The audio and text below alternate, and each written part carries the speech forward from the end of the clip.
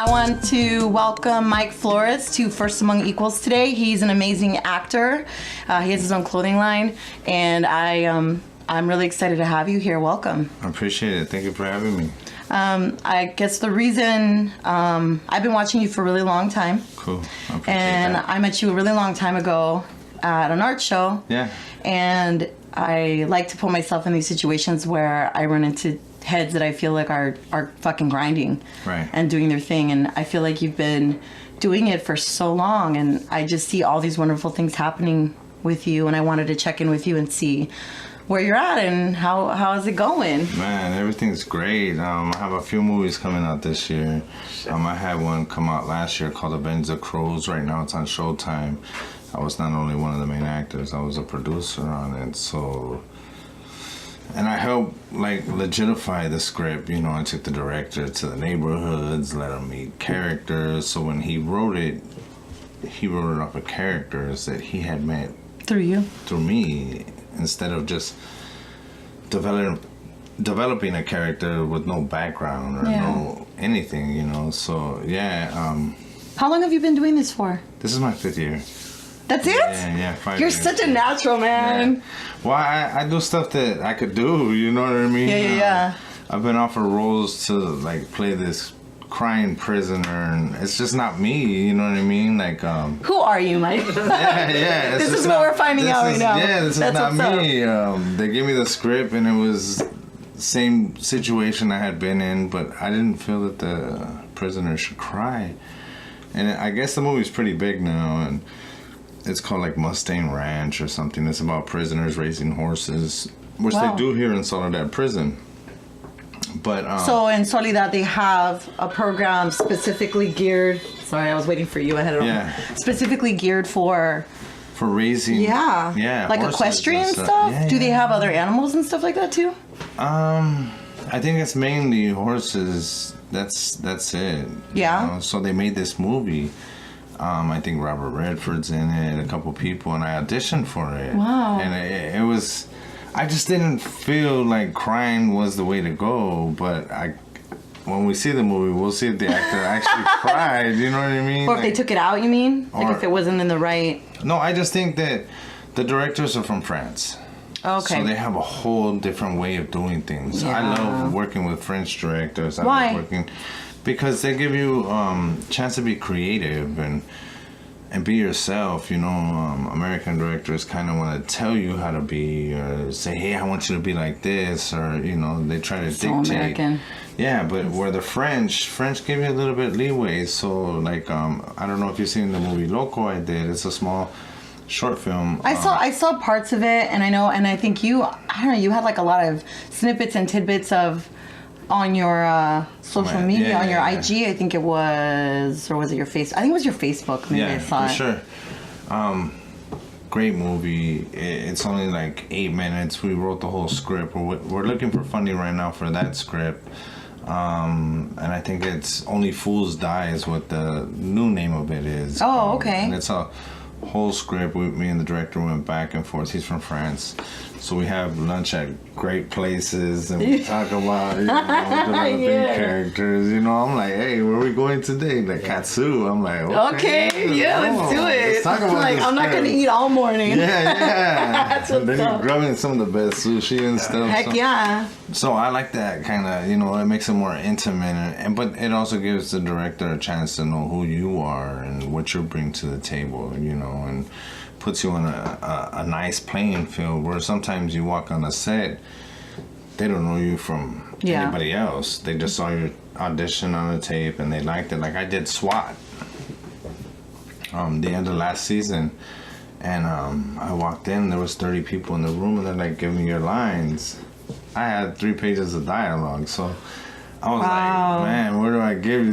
Who do I look at? Yeah. I spaced out and just looked at the wall, and then like the second or third time I started getting more comfortable. I know all the dialogue, you know, you have to be prepared like that, 3 pages, whatever, but yeah, sometimes you get in there and you got 20 people you don't know, That's writers, crazy. You know, and you have to do this dialogue 5 times before they start rolling the camera because they want you to be warm. Yeah, I gotta warm up. Yeah, and they Good want you to vibe. be able to, Not take be it stiff there. and- Yeah. So they want you to be fluent before they even start shooting. So you really gotta be on your A game. And then when you're shooting, it's just, sometimes I didn't make any mistakes, luckily, but it was pretty good. It's a lot of work though. But see, in that type of environment, you don't know who is watching. Like, you have 30 people watching the camera, makeup, everybody out here watching the cameras, and you're back there performing, and you're just like, I hope this shit's bad. And then it was badass, so I was like, all right, cool, That's what's up, dude. Yeah. So, like, how? I mean, you've been doing it for a while, but like, what made you decide to go forward and be this actor now? I mean, that's. I just think telling stories are important, and these are like Loco is a true story. It's really what happened in my life. Only Fools Die is the remainder part of a section of my life where I was just messing up. So we wrote this movie. We made a little fake stuff in there, but there's a lot of reality in that movie. So when I tell a story, I want to tell a true story. And sometimes we give it to Hollywood, and Hollywood will change that story and take a story and make something that's gangster romantic. Like, what the hell? Yeah, like romanticize love something story. that isn't true or authentic. And they take away the importance of the message or the importance of the roughness, So, so it's fun. It's fun. I love doing it, What do you think is your favorite part of being an actor and doing what you do? Like, where's the passion come from in it? What is it that is it watching yourself? Is it the whole process? Because it sounds like you've created your own. Yeah, I created my own lane, kind of saying, like, I do what I know I could do. I can't be a crybaby on film. There's certain things I can't do, you know. But there's things that I'm really good at. Like, you give me a script and I feel that script, I'm 100 there, you know what I mean? I'll give you 100%. But Has there ever been a role that you felt more challenged outside of, like, just being 100 but still wanting to do it? And being like, this isn't really me, but I'm interested? Or is it usually something... Sometimes money will convince you. Like, sometimes money would say, hey, you know what? I don't want to do that, but you know what? For $2,500... Yeah. I'll go spend the day and do something I don't really want to do, you know what I mean? That's really interesting because as an artist, it's very true. Sometimes, like, I'll get a gig, because I'll do muraling or something, and I'll get something, and someone will ask me or show me something, and I'm like, I'm not really feeling like painting that. And it's hard because, and if they pay you more than what you've expected, then you're like obligated then I'm out there. And it's such a physical and labor intensive thing. People don't know. It's the same thing. It's like you put you're exposing yourself every time. This is your face. This is on film. This is capturing you forever. So it's like, and same thing with me. It's like my paintings are, I want to do things that reflect what I believe in and who I am, but at the same time, it's really hard as artists to stay true. Yeah, especially if money's involved. They could like twist your arm with a little bit more money, you know. For sure, hey, I don't want to do this. Okay, well, we're gonna give you $2,000 more. Damn. And then it's good about playing that bartering, that game, right? Well, the agents do that for us most time. Yeah, they go back and forth and they play with them, and then we get a set rate. Like, let's say to go to set, I get $1,500 just to show up. That's what's up. Even for like 2 to 4 hours, you know what I mean? It's like just simple, and it's a strict contract, and they already know they're not paying that. And sometimes they're like, oh, I was supposed to be one of the main actors in the movie Bright. Oh, really? And no way. I couldn't get to the audition. I was doing the 7-Up commercial that morning, and they waited for me, and I called, and they were like, look, we're waiting for you. We want to give you a role. At that time, I was really hot. I was doing a lot of movies. I was just like, boom, boom, boom, when boom. It rains, it pours. Yeah, and they offered me the part in Bright. And I could not show up to the audition because I was filming for 7-Up, and I was like, why am I going to leave a paying gig to go get this? But, they just wanted to see me shoot out the window or see what I look like shooting out the window. Yeah. I would have been perfect for it, but I love it. I turned it down because of time. Yeah. Time constraints, and I was like, you guys don't understand. I'm working. Like, I had my agent call. My agent was like, they don't even want to talk to me. They're just gonna hire someone else because you can't make it. I made them wait an hour. So check this out. Just recently, the same director. I got a face-to-face with him, and face-to-face means you almost booked the movie, you know. Yeah. And he was kind of still butthurt about Bright, me standing them up and not meeting them for Bright, so I didn't get the part. But yeah, I got to meet him, and he just like, he goes, that kind of, you know, it's kind of fucked up, you know. You know, so I'm like, fuck. Whatever you do reflects later on, you know. Yeah. You're gonna see these guys one more time or two more times. But it wasn't your fault. I mean, just business. You were taking care of business. But he didn't know that. Yeah. And sometimes they take that offensive, you know, and sometimes you're just like, hey, I'm sorry, you know, I didn't do it on purpose. It's just time constraints. Sometimes I'm busy here and I can't get there. Yeah, so yeah, I've lost 2 movies because of one incident. But it's cool. It's like whatever. Or I lost one because I was too tall.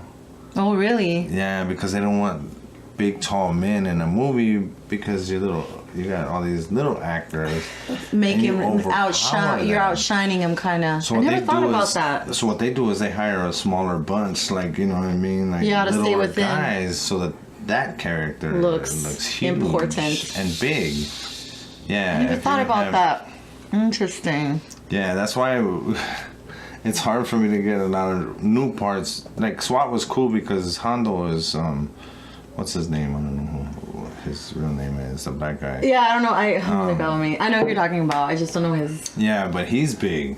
He's like 6'5". Yeah, so then you're like, how tall are you? I'm 6'3". All right. Yeah, so he threw me to my knees, which was perfect for him because then he's standing over I'm over you, and it's dramatic. Yeah, so it looks good, you know. But if it was like a head-on scene, like, you're worried about your height. You know, a lot of movies, I could never be in a Tom Cruise movie because Tom Cruise is like 5'2". You know what I mean? Ain't no Mission Impossible happening with you. No Mission Impossible. He'd have to wear like high heels all the way. That's hilarious. Yeah. You know, I was just talking about him recently. He does his own stunts and everything. But he also wears a lift in his shoe. All his shoes have lifts. I'm not surprised. So that he has to be taller. Yeah, because he's such a small man. He's tiny, right? Dude, he's like, how old is he now? He's old. 50-something. He looks good. Yeah, he's gotta be It's that Scientology, yo. Keeps him alive. For real. Well, his wife left him. I don't know. I know. With Jamie Foxx or something. That's what I heard. None of my business, though. I was like, shit, Scientology didn't do nothing for that woman. Exactly. So tell me more about the movies that you said several movies kind of coming up. I have one called Point 25. This was filmed by a Hungarian director. I am the lead actor in it. It's called Point 25. It has appearances by Richard Cabral. It has Robert Lasardo. Oh, wow. Cesar Garcia. Yeah. It has a bunch of good actors in it, you know. So. And you're the lead in it, huh? I'm the lead, and it started with the director was like, "Look, I just want to hire you for one day. We're just gonna shoot one scene." And I'm like, "Okay, cool." I was like, "How much are you gonna pay me?" I was like, "I don't know." But I ended up negotiating more, right? So he's like, the next day he's like, hey, you think you get some of your friends to come out and we shoot something with your friends and this and that? Wow. And I was like, how much are you gonna pay me? Yeah. Now you're like slanging homies now. Yeah. So we just started shooting little things, and then he was like, can I talk to this actor? And I was like, what? Wait a minute. Like, you know what I mean? Yeah. And then he's like, I want to talk to this actor and then this actor. And I was like, this one's probably out of your budget, but you'll probably get, you know what I mean? So I started bringing homies in, and it became a cool little movie. Yeah. It has 3 different endings, which is crazy because while you're watching this movie, Yeah. it cuts in and it has one ending, and then it'll turn off, and then you'll see another ending. Interesting. And then it'll turn off and you'll see another ending. So the alternative ending choice. 3 endings. 3 different endings. So I saw it the other day and I was pretty amazed. I was like, all right. Yeah, that sounds really interesting. I've never been in a movie with 3 different endings, and the director was all pumped up. He came over And he took a selfie. He's like, look, I'm with my main actor. And I was like, what? Like, get out of here, fool. You need to pay me for this. You know what I mean? I want some points on the back end and shit. Heck yeah, that's what's up, though. So wait, okay, I'm so Hungarian and French. Like, this one's Hungarian. no, I know, but like, where are they? It sounds like they're having this connection with like a westernized sort of hood thing. Well, they dream, they dream about telling stories as well, you know, but they want to tell something that's Los Angeles based, or, you know, or they. I think what happened was the director really liked me. Mm-hmm. And he saw my Dorito commercial, which was about 4 years ago, I think. I remember the Dorito commercial. And he was hanging out with me one day. He took me to lunch, and we went to pick up my daughter at school. And one of the kids came by, and he was like, "Are you the guy from the Doritos commercial?" And the director was sitting in the car, and he heard that shit, and he goes, "Damn, even the kids recognize you." And I was like, I didn't know what to say. I was like, all right, that's cool, you know what I mean? Cool beans. But, and then we started hanging out and talking more, and and it just developed into a full-fledged movie. That's what's up. Yeah, Organic. He's trying to sell it for $10 million. I think he's crazy. I said, just get it, sell it to like one of these companies, make this your premiere. But he's telling a story of like hunger and passion. He's telling, like, you know, the buyers, like, look, I came here with a dream to make a movie, a LA movie, and I've done it, and here it is. He goes, you know, will you buy it? How much would you give me? And most of them are talking about $1 million, $10 million. Yeah. I don't know what they're offering them, but he hit me up for my people, and I'm like, I don't even want to get involved like that. I just want my points, you know what I mean? Yeah. Is it a real gritty movie? It is. It is a I want to say it's like a love story with a lot of grit. Okay. Yeah. It's a love story, like a passionate story about a father with his children, raising his children. Like on his own? He has a girlfriend and a wife and stuff, but something goes wrong, and even though I'm raising my children, I'm selling drugs. Yeah. So they send this guy in, who's the director, the Hungarian guy, with a briefcase, and he's supposed to be like being funny. Robert Nasardo sends him in. All right. Which is my almost like my enemy. So yeah, it just gets confusing. Not confusing, but it's just like, and then my son's teacher's involved with this Hungarian guy. All right. And it gets pretty crazy. And then the teacher sends a message to my son like, I don't want to hurt, or he tells me, I don't want to hurt you. Your son is my student, you know. Yeah, like it's all this like complicated. It's like, what the hell? I mean, it's written by the Hungries, you know. I don't know. It's all different. Yeah. So I mean, it's good. It's good, and it's finished, which is great. I have another one called Sleepy. Okay.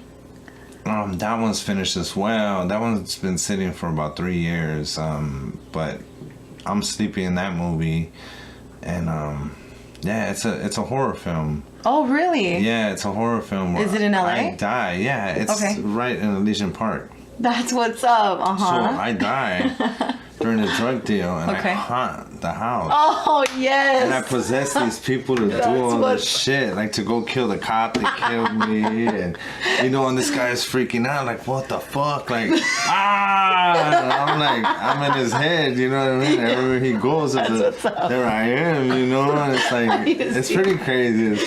I saw it the other day. It's really good. The music is super like movie style music. I was like soundtrack music. Yeah. So they got some heads to do some legit. Yeah, I was tripping out. I went over there and I was like, oh shit.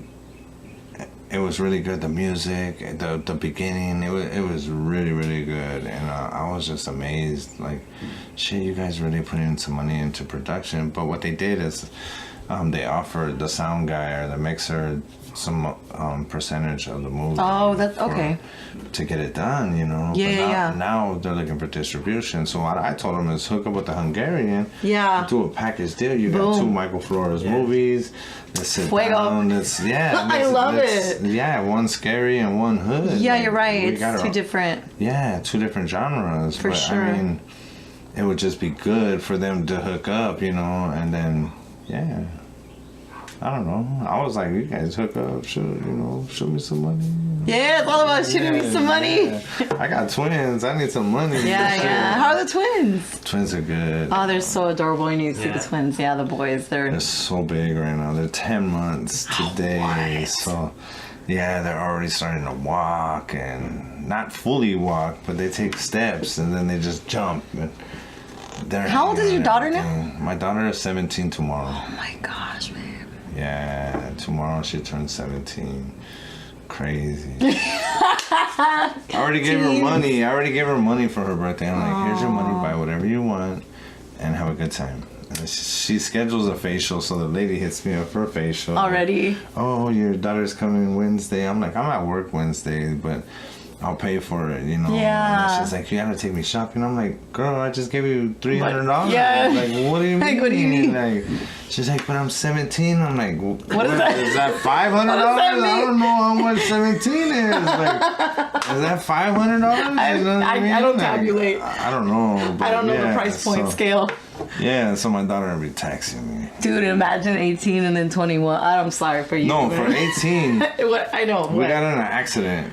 So she got $10,000, close to Oh my $10,000 per her gosh. account. Oh, nice. So when she turns 18, boom, she gets that $10,000. So the daddy said, I am not giving you no money when you Yeah. turn 18. She's like, but I'm just going to go fly around the world with this $10,000. And I'm like, oh my God, you got issues. Yeah. I love it. And I'm going to have to pay for everything, even though she has $10,000. Like, it's crazy. But good, I'm glad. I mean, damn, dude, and the twins. That's she's awesome. already tatted. I'm like, really? Her neck. I was like, what? Like, you're not into that. Why would she do that? She goes, you want to tell me something? I was like, what the hell? She came from you, man. Yeah. That's what. I told my family, I'm like, look, she has tattoos on her neck. They're like, look at you. Yeah. And I'm like, what the fuck? That's not permission. You guys are over here thinking it's cool. That's not even cool. Like, hell when did you get your first tat? Oh man, I was like 12. Yeah, I was like 12. Ain't no permission though. Yeah, we didn't. Yeah, but yeah, that was not cool. I was like, what the hell? That's funny. Yeah, it was crazy. And it's just beginning. Oh man, yes. My girl told her the other day. She goes, if you want to watch my babies, you gotta have your own baby. And then my daughter came over last night. She's like, do you want me to have my own baby so I can watch your baby? She's like, no, I won't trust you until you know how to watch your own before you watch mine. Because my daughter is like, oh, the other day I left her for 30 minutes with the kids. She called, hurry up. She's crying because one of the babies are crying. And then she couldn't stop and the crying. she couldn't, yeah, so she freaked out. I'm like, dang, I do this every day, you know, like. But it's experience, man. It's a lot of work. You're such a great dad. I can see how much you love the kids and how much you grind. Like, you're so grinding, fun. man. Yeah. I love it. I mean, that's the reason why I think just watching how hard you work, like, I'm just bringing in people who are inspirational and that are like, because you got the line, you got your kids, you got the acting. Like, I'm just like, it's really hard to balance everything. I got a job too now. You got a job? What are you doing? I'm a DJ at a strip club. You are? Yeah. That's what's up. That's what's up. I didn't know you DJ'd. Yeah. Everybody's DJing. What club? It's called Alba. Where's Alba? It's in North. Like over there, north. Yeah, okay, so more over there in the valley. Yeah, one of my friends called me. They're looking for a DJ. Feeling life. I was like, a DJ? Sure. I don't know. I'll try it, you know? Hey, bring this sexy girl to the stage, you know? So I had to put my voice on. Dude, I have to go now. Yeah. So it's butt naked, so there's no liquor or nothing. Yeah. So, Oh, yeah, he's got a pre-party in the car. Yeah. You can stick a little bottle. Oh, yeah. You know what I mean? Yeah. No security. Don't do this, kids. Yeah. I love it. That's what's up. So when are you DJing now? I DJ tonight, I DJ tomorrow, I DJ Wednesday during the day. Dang, President's Day, holiday. Tonight I'll be there till like 4 a.m. Crazy. Yeah. It's cool because even though the government's like cutting down on they're breaking down on the strippers right now. I didn't know that. Yeah, they're hitting them hard, making them be on the payroll. They're counting their money. And before, strippers were freelance. But the cool thing is they're not taxing the DJ, and we usually make 10% off of each girl at the end. Wow, of the night. really? So, yeah, so at the end of the night, I can walk home with $200, $300. That's insane, dude. I didn't know that. Really? A night? A night, yeah. That's crazy. But there's nights I go home with $40 too if it's a slow night. You know? Yeah. You have to make a certain amount before you tip out. If you make over 100, you gotta give me 10% of. Yeah, of that. Yeah.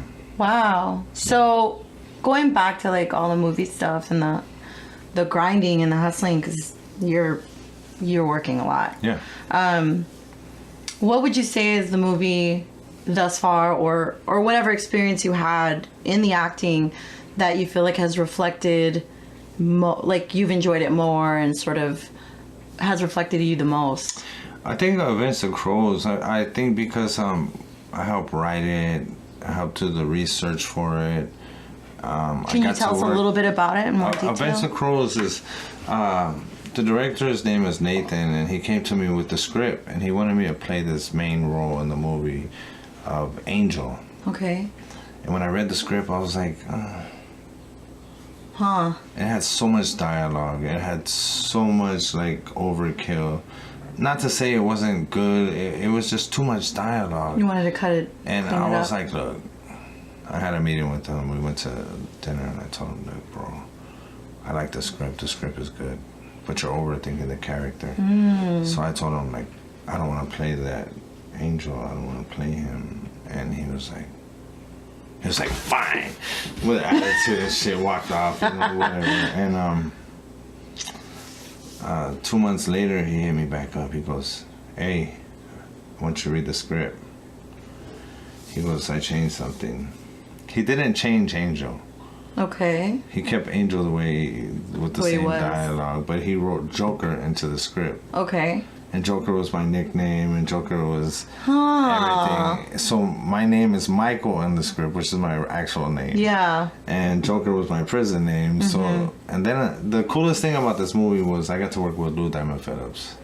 That's so awesome. And Lou Diamond Phillips was a blast. Like, he was so cool to work with. Yeah. Respect. Yeah, I love Lou. Yeah, I told him, first and foremost, I want to tell you, I respect you, and it's an honor to work next to you, you know. Yeah. When we got there to do our work, it was a lot of dialogue. But we got it, and we killed it, and it was so good to see it on screen. And just see that power, you know what I mean, that you can possess just believing in yourself, you know what I mean? The way you give the dialogue, the way you present yourself. He's like, you're a real one. And I was like, oh, thank you. Wow. Know? I was on my A game. I think he stepped on my lines once, and they called him out on it. And they said, hey, Lou, don't be stepping on Mike's lines. He'll fuck you up, you know? But it was fun. It was good. I mean, it felt fulfilling a dream, you know. One of my first movies I worked on, I was just doing background, and Michael Mann came and got me from my cell, and he says, are you saying anything? And I says, I'm saying whatever you want me to say, is what I told him. So he says, hey, come here, I want you to say this line. Shoot, I did you calling me? What the heck? Nah. No, I'm just kidding. No, I'm like, I don't know why we're both like going off right now, too. So, yeah, Michael Mann pulled me out, and it was a Chris Hemsworth movie, and it was my first lines ever, and it was the craziest shit, yeah. Was this 5 years ago then? This was 5 years ago. It was that internet movie where, I don't know what it's called, Black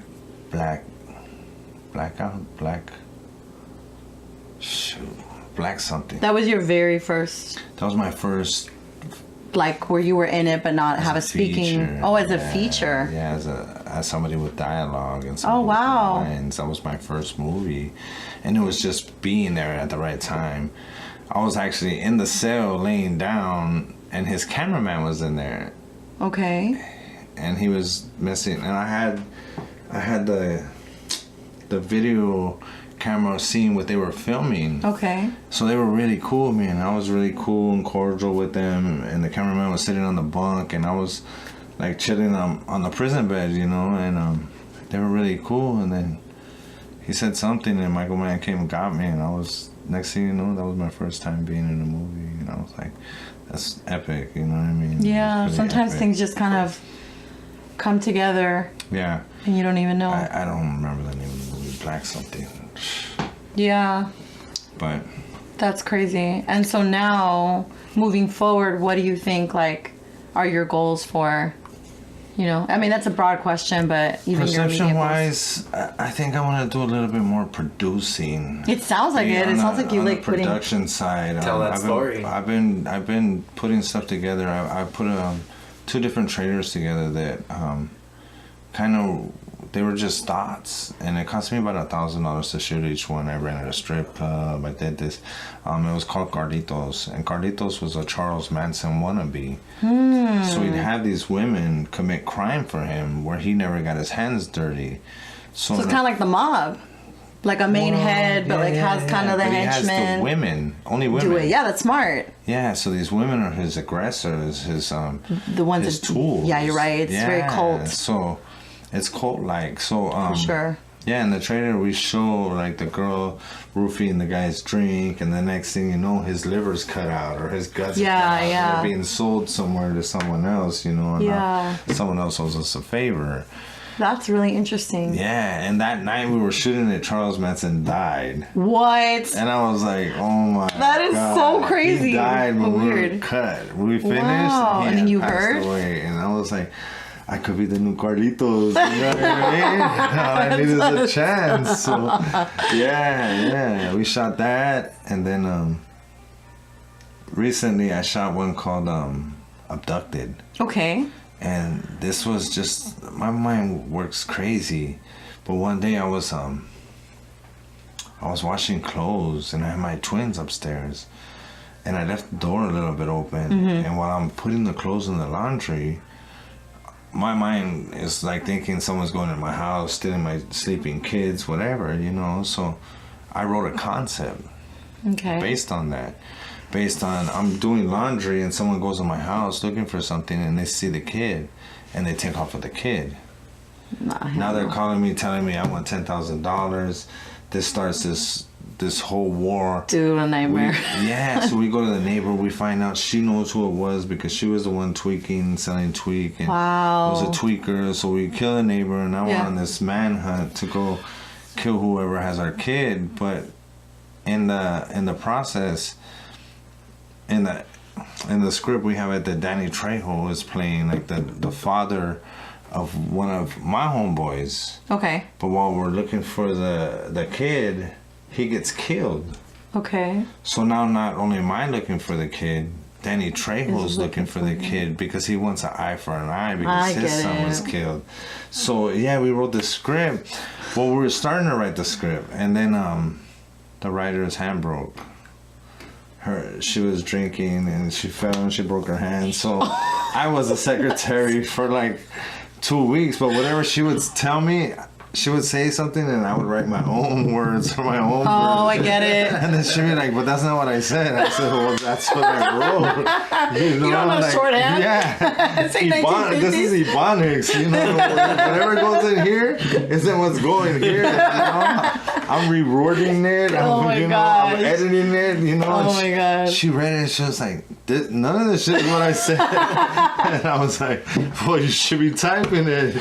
So she would get mad and take out her pic and be like, you know, and she'd be like, shit. And we had like Will Smith's people wanting to look at the script, you know what I mean? Because the concept is great, you know what I mean? And you can put a man and a woman that are looking for their kid. Yeah. Oh, shit. And all those abducted movies were like cracking. Yeah. It's been a thing. We just wrote it and we shot it. It cost about $1,000. But I don't mind spending $1,000 on writing concepts, because if I ever get a chance to get in a room with someone who wants to see what we do, we show them, here's one concept, proof of concept, here's two, here's proof of concept, here's three. Dude. That's the art. And so, yeah, we wrote one recently that we're probably going to start filming in like a week or two. When I'm not at work, we'll just start shooting little scenes and stuff. So, yeah, it's a hustle. It's Artist, man, fun. grinding. Yeah. You're an artist and you're grinding hard. And then we just started an organization called Homies to Homies, and what that is with Richard Cabral and our board, and what that is basically trying to help people in the entertainment industry or different categories. Even in art, we have someone who focuses on art, or trying to get resources and network. So like a networking company? Yeah, on Fridays, once a month, we post Homies to Homies, and everyone's invited. We have coffee, we have bond, all that stuff, and then we talk about like networking, how we can help each other. And we've been hitting about 75 to 100 people. I didn't know about this. Yeah, I posted. I don't really say much about it, but yeah, I posted. I put it out there. We don't know if we want it like out on social media like that, because we don't know what we're gonna bring in that way. So we try to keep it. It's a little more controlled. Yeah, we try to keep it controlled, and we try to keep it just like 5 or 10 people that we invite, you know. But it's a little more like exclusive, so that you know who you're bringing in. Exactly. So we feel safe, and everyone feels safe. You know, you never know. So. What's the end goal, do you think, for that? Was that your concept, or was that something? That was Richard's concept. Okay. Yeah. He wanted to start something to where we could give back and become a group of people that focus on different groups. We had 10 different groups. I don't have the list of them, but like entertainment, different branches of arts, and people that are makers, and legal assistants, stuff like that. Having resources to. That's great. And Raza owned, everything's Raza owned. Okay. Like our makers of our clothes, any of that, you know, it's to support the Raza and like push forward. And what about, sorry, I didn't mean to cut you off. In terms of Villain Life, why was this a passion project for you? Villain Life was created because they told me you have to brand yourself when you become an actor. So my actor, like on my actor card, is Michael Villain Life Flores. I get checks, Michael Villain Life Flores. Really? Yeah, all my money comes like that from SAG. So they have me as Villain Life in their system. So when I started, I was like, well, I'm Villain Life. Like everything I was doing was either I was getting locked up or playing a bad guy. So I was like, man, let me start branding this shit. That's so true. I love it. So we just started making shirts, sweaters, hoodies, beanies, everything, and it did really well. But now that I have the kids, it's harder to manage websites or any of that kind of stuff.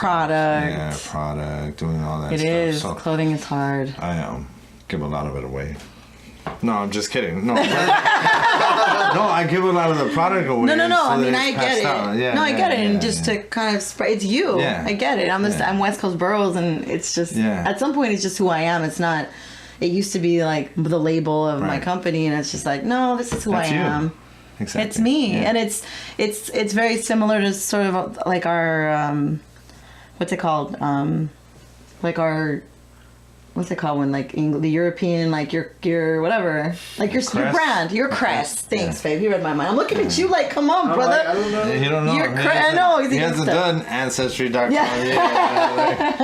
There's a plug for Ancestry.com. There you go, right? Shoot my money. No. I know, right? It's amazing because like, I'm looking his name up and I can find him, and like everything you're talking about, like it's totally like corresponding to what's on the internet. I'm like, you mean like the Villain Life branding and stuff? Yeah, for sure. You're definitely on the cast of all these movies, and that's great, dude. Yeah, it's really amazing. Yeah, I know. He's been hustling for a while. I feel like when I met you, it was probably like 5 years ago. Maybe it was right when it was starting, because I didn't know. I think it was like 4 years ago when I really got into the It was some art. It was an art show in Highland Park. Yeah, because I was doing a lot for Sonia back then. Oh, is that why?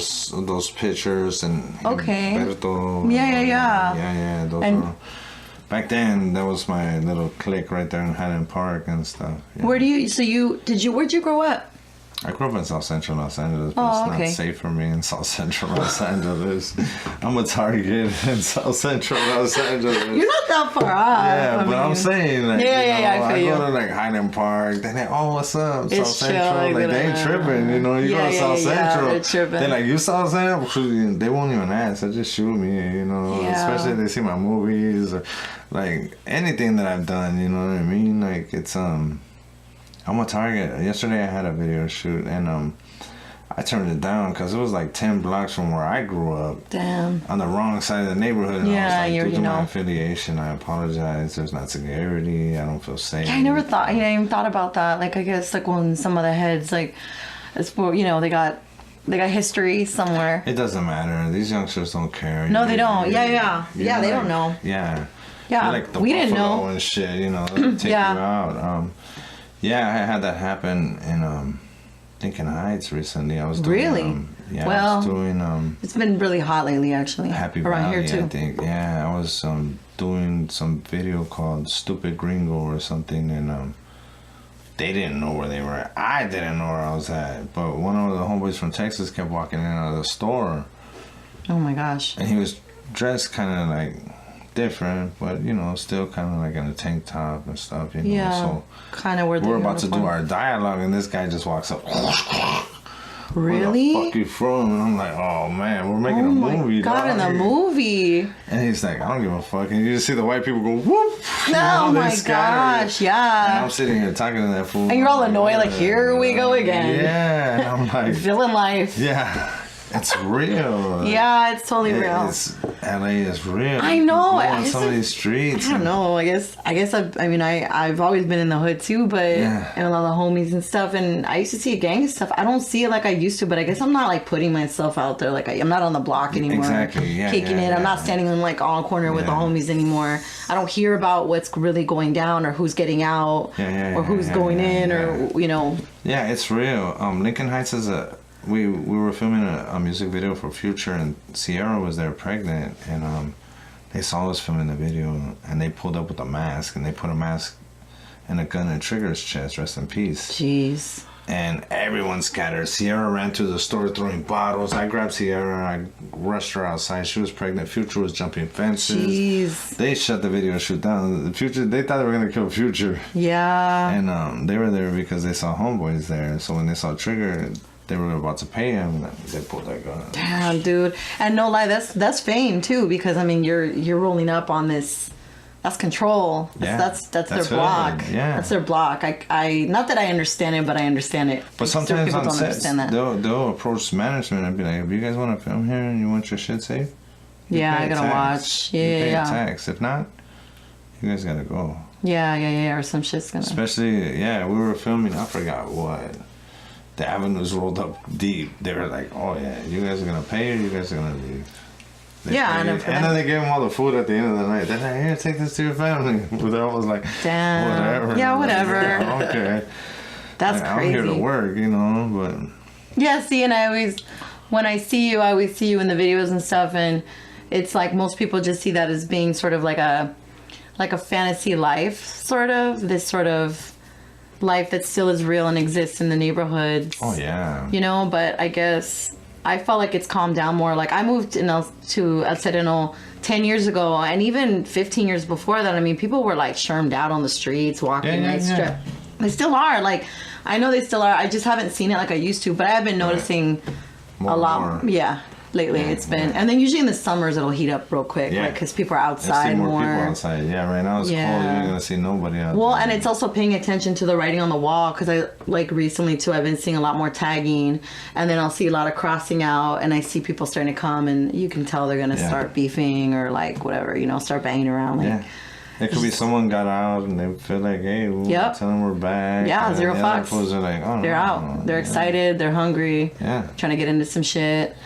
Yeah. Exactly. In They're this trying to neighborhood. make a name for themselves, so they try harder. You know, exactly. And you know what's crazy too is so funny that we're talking about this, is in my neighborhood right here. Like, I noticed that on the corners, there's 4 corners that I know right now that are just all flowered and photoed up.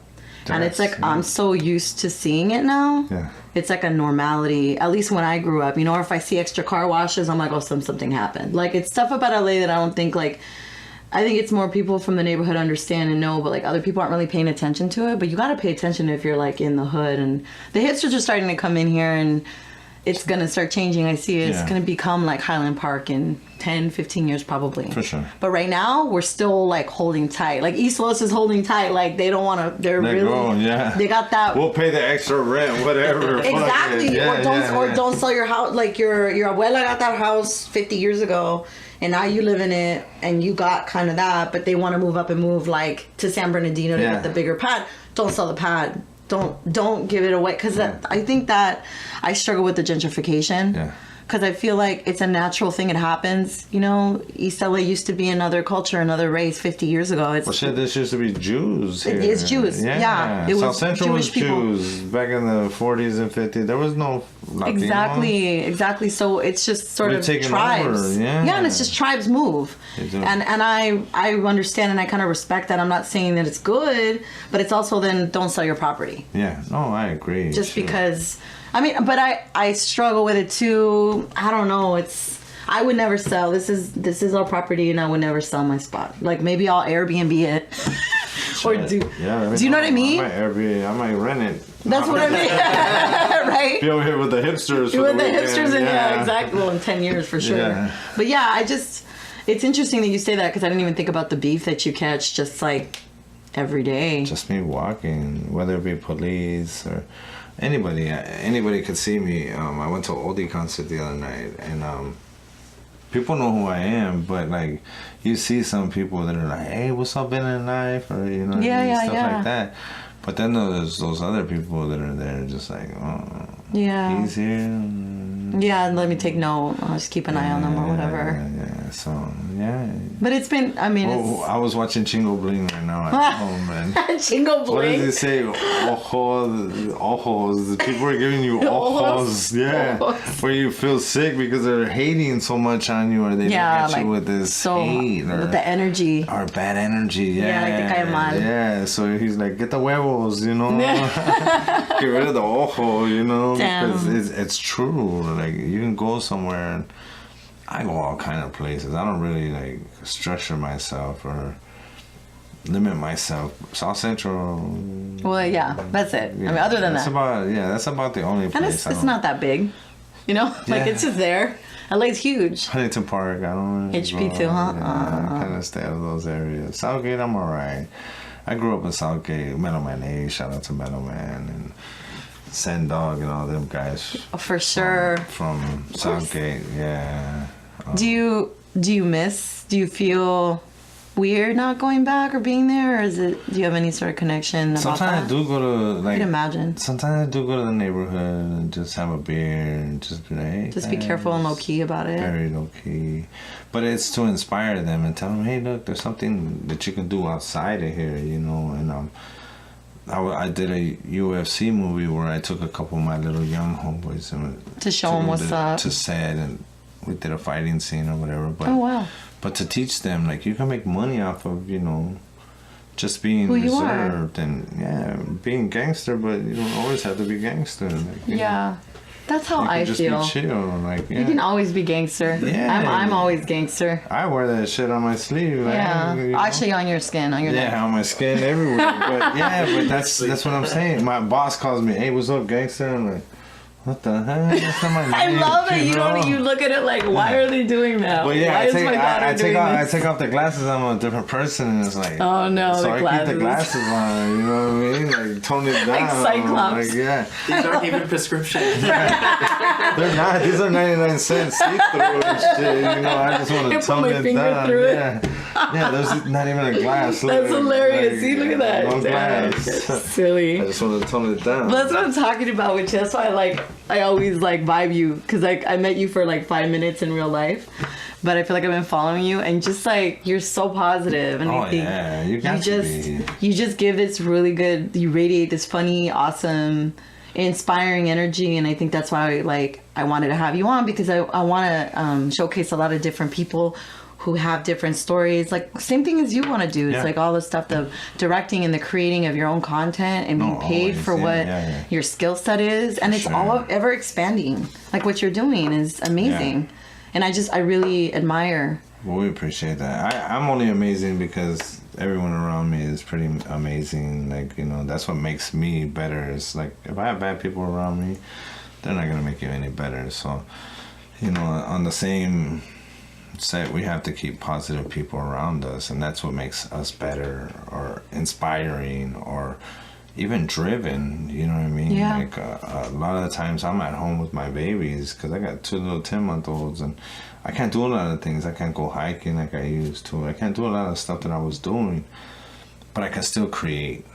Yeah. And that's most important. They haven't taken away the creativity, or even when I'm at work, I meet with people. Producers will come to my job because I get them in free and they get to see naked girls. Yeah, duh. But also, you know what I mean? Yeah. To write things and get things scripted and create concepts. You know, I love creating concepts. I love writing stuff. I love being able to have that power to create. You know what I mean?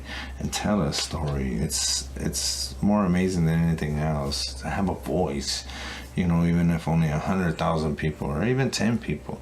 If it affects anyone or changes anyone, you've done a little bit. I absolutely agree. Yeah, you've done enough to. Even if you let change people, one person, just even by this, what we're doing right now, someone's going to hear you or hear me and feel inspired to do something different or do something out of their comfort. It's all about being out of your comfort zone too. Like. But that's good. Yeah. That's really good. Yeah.